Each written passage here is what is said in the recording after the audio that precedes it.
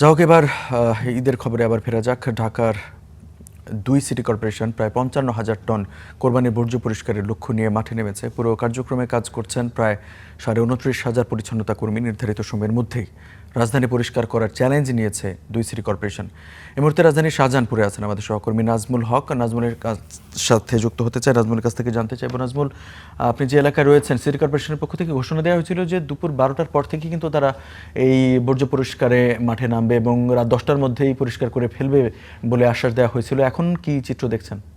রঞ্জু, কুরবানির নির্দিষ্ট স্থান বরাদ্দ করে দেওয়া হয়েছে এবং একই সাথে পরিষ্কার পরিচ্ছন্নতার ক্ষেত্রে তারা 8 ঘন্টা থেকে 12 ঘন্টার একটি চ্যালেঞ্জ নিয়েছে যে এই সময়ের মধ্যে তারা পুরো 2টি সিটি কর্পোরেশনই তারা পরিষ্কার করে দিবেন।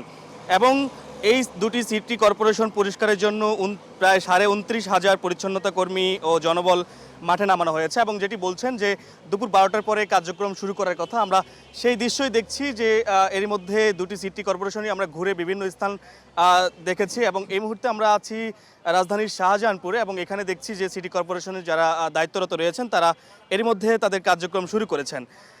পশুর প্রায় এবারে ঢাকায় প্রায় 7 লাখ পশু কুরবানি হচ্ছে, যা থেকে প্রায় 55,000 টন বর্জ্য তৈরি হবে।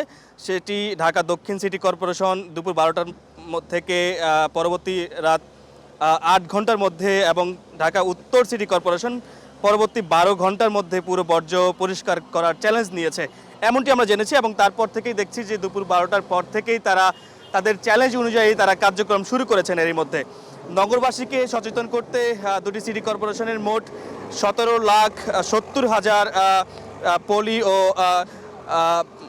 পলি ব্যাগ এবং বিনামূল্যে পলি ব্যাগ বিতরণ করা হয়েছে বিনামূল্যে। এবং এছাড়া দুর্গন্ধ দূর করতে ঢাকা দক্ষিণে 46 টন এবং উত্তর সিটিতে প্রায় 3,600 বস্তা ব্লিচিং পাউডার এই পর্যন্ত তারা স্যাভলন সহ তারা কিন্তু সরবরাহ করেছে।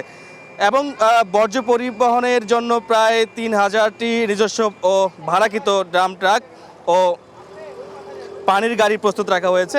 আমরা রাস্তায় বিভিন্ন জায়গায় কিন্তু দেখছিলাম যে গুরুত্বপূর্ণ যে মোড়গুলো রয়েছে সেগুলোতে কিন্তু তারা বিভিন্ন জায়গায় এ ধরনের ড্রাম যে ট্রাকগুলো রয়েছে সেগুলো স্থাপন করে রেখেছে, যেন নির্দিষ্ট স্থানে ময়লাগুলো ফেলে রাখা যায় এবং ফেলে সেটির জন্য কিন্তু। এবং আমরা যেই জায়গাটিতে রয়েছে এটি মূলত কুরবানির হাট ছিল আগে, এবং কুরবানির হাট থাকার পরে সেটি একই সাথে এই জায়গাটিতে গরু কুরবানি করা হয়েছে। এবং কুরবানির পরবর্তীতে আমরা দেখছি যে এখানকার যে পরিস্থিতি, 12টার কথা বলা হয়েছে এবং 12টার পর থেকে কিন্তু তারা পরিষ্কার পরিচ্ছন্নতায় নেমে গিয়েছেন এবং এখন পর্যন্ত তারা এই কার্যক্রমে নিয়োজিত রয়েছেন। আমরা শাহজাহানপুর থেকে দেখছিলাম। এই ছিল শাহজাহানপুর থেকে সবশেষ। রঞ্জু। নাজমুল, আপনাকে ধন্যবাদ।